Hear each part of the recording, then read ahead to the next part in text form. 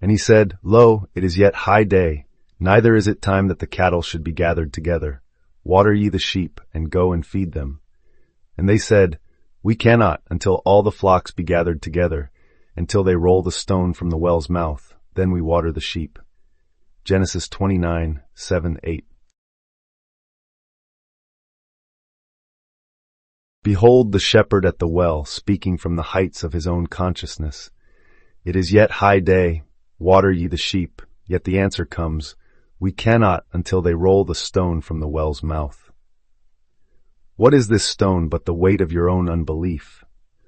What are these flocks but all the voices, the opinions, the fears that insist upon crowding round your desire? They stand at the well of your being and declare, Not until the world changes will we water your dream. See now the simple truth. The waters lie behind the stone, within you, ever flowing. Your imagination, the Lord, your potter, holds the key. Roll away that stone in consciousness. Imagine the scene the day after your victory. The flocks stand silent, the onlookers are amazed, and water pours freely, quenching the thirst of your life. Do not wait for outer events. Bring your mind to that silver wheel where the potter shapes your world. In that still moment, choose to remove the barrier. Feel the stone lift, feel the water rise. This is the creative act that births your reality. Those who claim we cannot are but aspects of your own thinking, clinging to limitation. You alone can command them. Be still, roll away, and suddenly the very fears you nurtured will flee, for they have no power where your I am moves. You will find yourself crossing a bridge of incident, a chance word, a new opportunity, so effortless you marvel at its grace. But know this, it was never the world that changed. It was your imagining, the potter's hand, that remade every circumstance. So rise and go to the deep wells of your own awareness. Roll away the stone of self-doubt. See your flock drinking the waters of fulfilled desire. Herein lies the hidden meaning of every ancient promise. The kingdom is within you, and your imagination is the potter who works wonders unseen.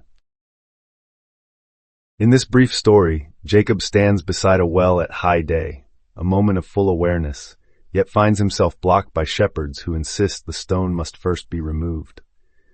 Psychologically, the well represents your deep self, your reservoir of life and ideas, and the stone is the accumulation of limiting beliefs. The shepherd's refusal to water the sheep until the stone is rolled away shows how, on the surface, we often wait for outer conditions to change before allowing our inner resources to flow. Deep within lies a hidden well, the wellspring of consciousness from which every creative impulse emerges.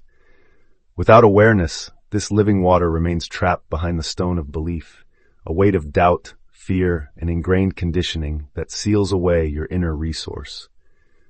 When you learn to water the sheep, you enliven your desires with nurturing imagination, letting each seed of intention drink deeply until it begins to take shape.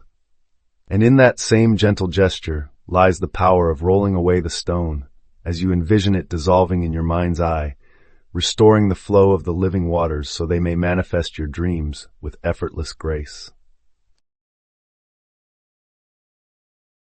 This passage discloses that the true power is your imaginative faculty. You are both clay and potter. Your imagination shapes the vessel. Your beliefs determine whether its mouth stays sealed or opens. No external shepherd can remove your stone. Only you, through vivid, sustained imagining, can unseal the well and let your life-giving ideas pour forth. To begin, gently become aware of your stone, that persistent worry or self-judgment quietly weighing on your mind. Once it appears, allow yourself to conjure a brief, sensory-rich scene in which the stone is rolled away. Hear the heavy thud as it moves. Sense the echo in the stillness. Feel the sudden surge of living water breaking free. Afterward, set aside a few minutes each day to water the sheep of your imagination. Picture your longings for success, health, or loving connection as gentle creatures approaching a trough and drinking deeply of that fresh, flowing water. In this practice, release all concern for how these inner shifts will manifest outwardly, trusting instead that the transformation within must always precede any change without. By consciously exchanging the image of a sealed well for one overflowing with living water, you bring forth the divine truth of I am, and activate your innate power to reshape reality.